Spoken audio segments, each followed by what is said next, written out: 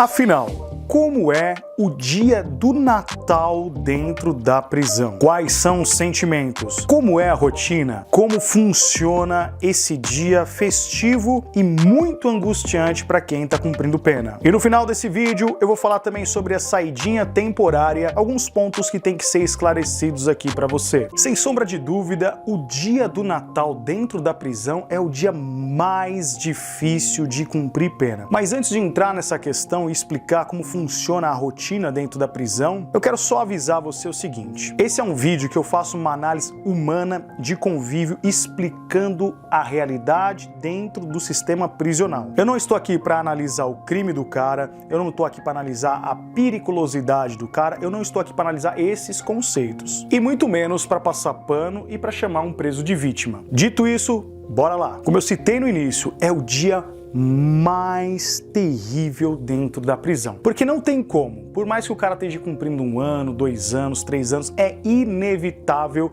ele não ficar pensando, ou seja, lembrando da família, lembrando do que será que as pessoas estão fazendo nessa data festiva.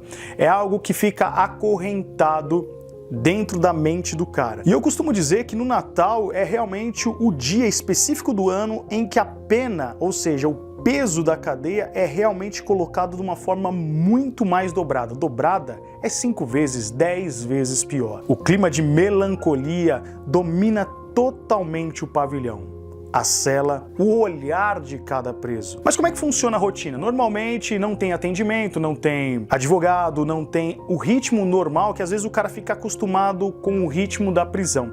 No dia 24 de dezembro, dentro da prisão, o ritmo fica realmente muito mais parado. Logicamente que as outras rotinas, por exemplo, de alimentação, elas continuam sendo feitas de forma normal. Café da manhã, almoço e janta. Com certeza nas unidades onde tem droga em abundância, é também o dia onde muitos presos acabam se drogando muito mais. Porque a droga se transforma numa fuga, ou seja, o cara não quer encarar aquela realidade, aquele cárcere mental, cárcere psíquico, e ele acaba indo para a droga, usando a droga para poder sair um pouco dessa realidade. Então, como funciona tudo normal, banho de sol da manhã, banho de sol da tarde, começa a apertar com certeza no dia 24, a partir das 8 da noite começa uma angústia maior. E com certeza um dos maiores terrorismos é porque você acaba assistindo na televisão muitos programas que remetem você, ou seja, levam você para a rua, e automaticamente as lembranças que você teve vivenciando o dia de Natal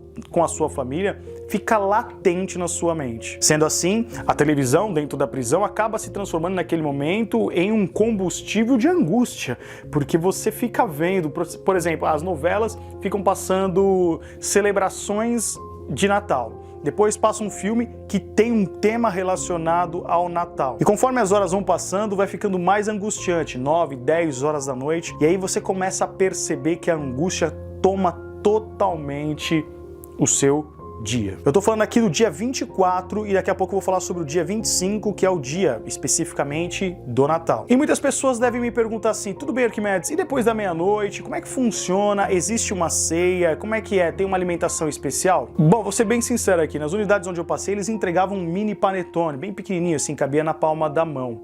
A alimentação era normal, não tinha nada de regalia, né, vamos dizer assim, no almoço e na janta. Muitos presos, para não ficarem presos a essa noite do Natal, para acabar tentando fugir também, dormiam mais cedo.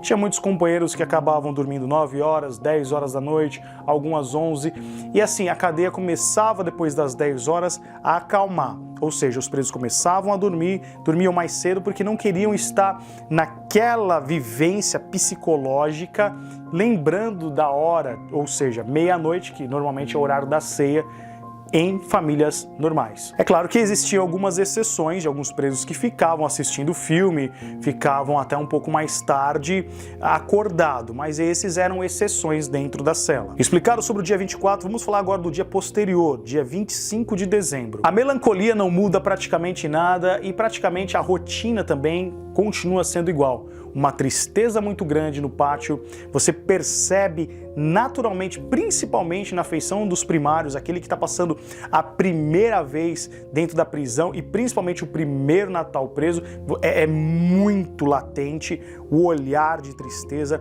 e você sente totalmente o peso da cadeia naquele momento. Naquele instante, com certeza, o arrependimento é algo que bate de forma muito pesada. E vale ressaltar aqui que quando tem visita dentro das unidades prisionais, é difícil bater justamente no dia 24, por exemplo, nos finais de semana, mas quando é uma visita, por exemplo, especial, que celebra o Natal, em algumas unidades prisionais, tenta se enfeitar um pouco, os presos tentam preparar algum presente para entregar para o filho, para entregar para uma mãe. Então existe um cuidado todo especial, principalmente nos dias festivos de Natal dentro da prisão, quando é dia de visita. Mas logicamente, como tudo dentro da prisão, existe também um drama muito grande no dia de visita para aqueles que nós chamávamos de sem terra, os peregrinos, ou seja, presos que não tinham família, presos que não tinham ninguém para visitar, e com certeza essa era uma das partes mais tristes de se observar.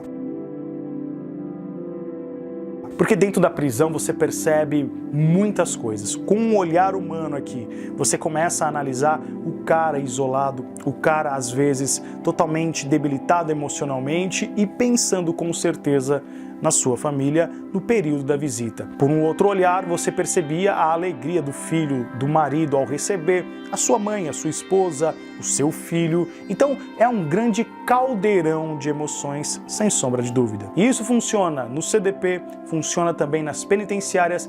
Logicamente que há uma diferença no semiaberto e eu vou fazer um breve comentário sobre ele agora. O preso que cumpre sua pena no semiaberto, ele tem a chamada saída temporária.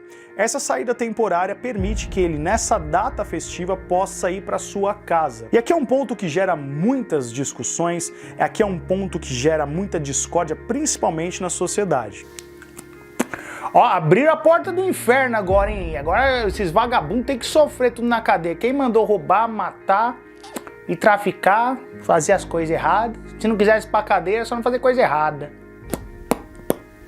Eu não sei se você é a favor ou se você é contra, inclusive comente aqui se você é a favor ou contra a saída temporária, mas não diga se eu sou a favor ou sou contra. Explique os seus motivos por que você é a favor ou por que você é contra. Eu só quero fazer aqui um ponto. Eu vejo muitas pessoas usando como argumento crimes específicos, ou seja, fazendo uma medida usando a exceção como regra. Vou dar um exemplo. Muitas pessoas acabam argumentando no meu canal falando assim, e o Natal daqueles que realmente perderam um filho por um vagabundo que matou um pai de família, que matou alguém, você está pegando e medindo os demais presos por uma régua da exceção, porque não são a maioria que estão lá que cometeram crimes tão bárbaros, e eu concordo com você que pensa dessa forma, porque esse é um crime bárbaro, você tirar a vida de uma pessoa é realmente muito pesado. Mas para se fazer justiça, você não pode usar uma exceção como regra. É a mesma coisa se eu ficar pegando um policial que tem uma conduta criminosa, eu pegar um juiz que pode ser corrupto, eu pegar alguém especificamente por conta de uma atitude isolada, colocar todo mundo dentro do mesmo balaio e falar, tá vendo? É tudo igual. Nós temos que separar exceção de regra. Então a regra para o semiaberto funciona assim, o cara sai para o semiaberto na saidinha temporária, ele não é idiota de querer perder o benefício dele, porque muitas vezes ele já passou um período muito grande no fechado e falta pouca pena para ele cumprir no semiaberto, e se ele ficar foragido, ou seja, não retornar para o semiaberto, não tem vantagem nenhuma. Muito pelo contrário, ficar foragido é ficar preso pela consciência e não tem coisa pior. Então a grande maioria que sai nas saídas temporárias, nessas saidinhas, pode ter certeza, mais de 90% volta para cumprir o resto da sua pena. As pessoas, a sociedade, a mídia acaba medindo pela exceção. Claro que vai ter alguns que vão fugir, claro que tem alguns que não vão retornar, mas são exceções. Busque números, busque realmente fontes e se questione sempre sobre essas informações que muitas vezes vêm distorcida. Mas também existe um outro lado dentro do semiaberto, que são daqueles presos que muitas vezes não podem sair nessa saída temporária ou por conta de não ter cumprido ainda um período que a unidade, no caso o semiaberto, pediu para que ele permanecesse, ou seja, às vezes o cara chega lá hoje, por exemplo, ele tem que ficar 30 dias, e no meio desses 30 dias que ele tem que pagar, que é uma gíria usada dentro da prisão, ele tem que pagar para depois ele ter a saída temporária, cai justamente na saída, ou seja, no Natal, então ele não sai. Acontecem também situações de caras que, por exemplo, cumpriram uma falta ou estão ali cumprindo uma falta e perde a próxima saidinha, perde o benefício dessa saída temporária. No meu entendimento, eu acredito que a saída temporária ela é muito importante, porque o cara veio escalando e trouxe para dentro de si o merecimento de ter a saída temporária. O cara saiu do CDP, foi para uma penitenciária e agora pode aproveitar todo o cumprimento que foi através de bom comportamento e agora sim ele pode ser coroado, ou seja, premiado pelo Estado para ter essa saída temporária e começar o seu processo de reintegração social. Então, a saída temporária nada mais é do que uma reintegração. Estamos preparando novamente esse sujeito para voltar para a sociedade. E para encerrar esse vídeo, é muito importante também dizer o seguinte: não é fácil para quem está preso, não é fácil para a família, e eu quero falar com você, hater, você que muitas vezes vem aqui só para me criticar. O cara que cometeu um crime, ele tá dentro da prisão já pagando a sua pena. Mas você não pode esticar, estender essa pena para uma mãe, para um filho, para uma esposa que não tem nada a ver com a infração que o cara cometeu. A data de Natal simboliza praticamente o nascimento de Jesus, apesar de não ser comprovado ainda que dia 25 de dezembro foi a data que Jesus nasceu, mas aí já é tema para a gente discutir teologicamente, mas nós usamos o dia 25 de dezembro como o nascimento do Salvador, o nascimento do Messias. Para você que acredita, para você que tem fé cristã, para você que tem essa fé latente dentro de você, Jesus veio para a Terra para realmente proteger os excluídos, dar uma oportunidade para aqueles que eram infratores da sua época. Jesus de Nazaré abraçava leprosos, perdoou o primeiro criminoso dito e contado na Bíblia Sagrada. Ele andava sempre com os piores da sociedade. Sendo assim, nessa data de Natal, nós temos que refletir sobre o significado daquilo que aquele homem chamado Jesus de Nazaré deixou para essa humanidade ocidental, deixou para todos aqueles que acreditam em sua mensagem, assim como eu. Eu acredito muito em Jesus Cristo e entendo que os ensinos dele é muito importante. E esses ensinos não tem nada a ver com os ensinos que está dividido em vários polos dentro da religião. Cada religião tem seu dogma, cada religião tem a sua forma de ensinar, mas eu acredito no ensino genuíno de um Jesus que deixou uma mensagem de amor, de esperança, de perdão para mim e para você. Todos os presos podem ser corrigidos? De forma alguma. Até o próprio Jesus disse que é lícito que nasça o joio junto do trigo, ou seja, sempre haverá uma pessoa que pode ser resgatada e uma que não será resgatada. Essa é a realidade. O mais importante de tudo isso é que eu e você sempre tenhamos a humildade de entender que esse não é um tema fácil, que esse não é um tema para aventureiros, que esse não é um tema para pessoas que ficam babando e são apaixonadas na internet e saem falando coisas sem conhecer a fundo. Eu sou Arquimedes Nicastro, esse é mais um Papo Reto. Eu quero agradecer a você que está aqui me assistindo. Muito obrigado por você me dar a sua atenção. Muito obrigado por você me acompanhar. Eu quero pedir para você agora, carinhosamente, compartilhe esse vídeo, deixa seu like, comente aqui a sua opinião. E se você realmente quiser conhecer a minha história de vida, como eu conheci o cárcere, aí eu recomendo para você a leitura do livro Lodebar, Submundo do Crime, A Vida na Prisão. Uma verdadeira história muito profunda. Tenho certeza para você que já leu sabe o teor dessa história, e para você que não leu, com certeza vale muito a pena para que você possa olhar a prisão com o olhar daquele que realmente vivenciou.